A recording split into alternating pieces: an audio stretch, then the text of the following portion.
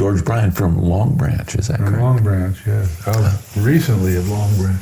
What do you mean recently? Well, I've only been here 15 years. Oh, I didn't know that. Yeah. You come from Walla Walla before that? No, Snohomish County. We came down from Snohomish County. Where in Snohomish County? North of here. I know, but where in Snohomish? Granite Falls is my home. That's where you are? I didn't know that. Yeah, I spent a lot of time in Granite Falls. I was the mayor of Granite Falls. You were? I was the mayor of Granite Falls. Yeah, I did a term. And don't they have a Pakistani mayor now? that was later. That was after I was one of the first of the mayor that had been ahead of me had been mayor longer than I had been alive. Really? Yeah, Jack Webb. And then I became mayor, and then I was a mayor for a term, and then others have come after that. Some of them of rather savory characters. Mayor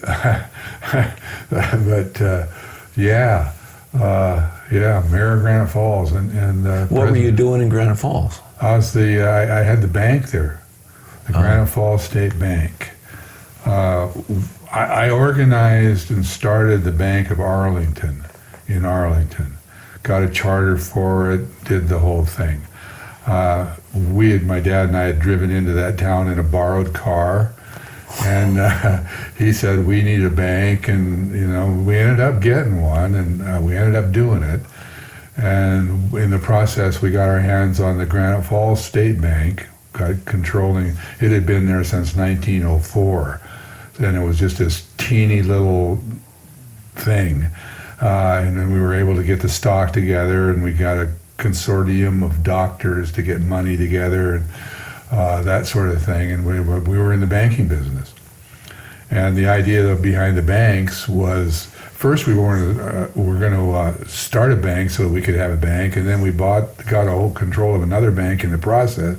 So we ended up with two banks, and we didn't know how to run any banks, and things got a little crazy. Was on the board of directors of a couple other banks, had a couple of attempts at national banks in Everett. It was probably about a 10-year period. It's like, what year are we talking about? This would have been in the 60s. Okay. Yeah, it would have been about 65 to 75, somewhere in there, and in that era, yeah. It was a crazy time. We were really just activists. We were trying to change the system. And these were things that he had been doing for some time, and suing the Federal Reserve, suing the state of Washington over banking laws, the constitutionality of our banking system, congressional control of the banking system, which is it's supposed to have. The Federal Reserve is a private corporation, these sorts of things. And he was really good with constitutional law. With an eighth grade education, yeah, he was really good with it, and he wasn't a crank. He went right. That's why he was so accepted by these congressional committee, was because he wasn't a crank, and they loved him. What do you mean by crank? Somebody that has just come up with a conspiracy theory that makes them feel good about themselves. Right. That's a crank to me. So that was Granite Falls. Yeah, that was the Granite Falls State Bank, and I ran that on and off. I was the president of that bank. I ran the bank in Arlington. I organized the bank in Arlington, got it running, these sorts of things.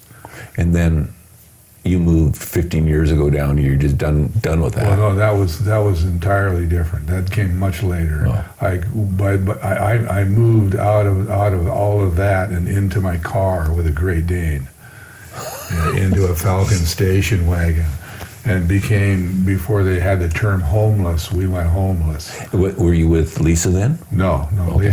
Lisa was that was probably about 10 years out, maybe 15 even. Oh, okay. It was pretty much the time that I started. So why did you leave the banking? Because we didn't know we weren't bankers. We did not. Meaning you and your dad? My dad, yeah. We were there for an entirely different reason, and in the process, we got in so much trouble with the state that they were like, I had a man from the Attorney General's office and a man from the State Supervisor's office on me for a year. I was their sole victim.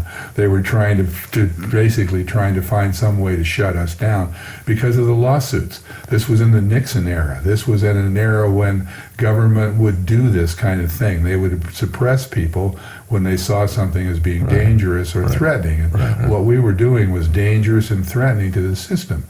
We had gotten a notice in the Washington Post and the New York Times for some of these lawsuits. We were not unnoticed. We had the chairman of the House Banking Currency Committee, who was our benefactor. I would go back and sit with the staff, and they would ask me what I wanted and what I needed. It's a very powerful feeling, by the way, what I needed, and they would then work to get the information and the things that we needed to deal with what we were doing, which at the time was probably, the state banking system is unconstitutional because they have a state banking supervisor, and that state banking supervisor sets reserve requirements, and those reserve requirements create money, and money is all the sole power of the Congress. Unconstitutional, pretty clear. So you decided banking wasn't for you? Well, or did they break you? Well, they broke us. Then he went crazy. He? My dad. My father, W.D., I call him all sorts of different names, but he went crazy. What do you mean, crazy? Well, he pathologically nuts. He being paranoid. He had a breakdown. He'd break down. He had nervous breakdowns. He went broke. He was being supported by other people who were just keeping him alive. And would this happen anyway, or was this a pressure that the government put on you? No, it was a combination of both. One, we had great ideas. We were very, very good promoters, and good promoters are never good managers. Right. And as soon as we hit the management wall, everything fell apart. Right. And we couldn't make a good loan. We couldn't make a good decision.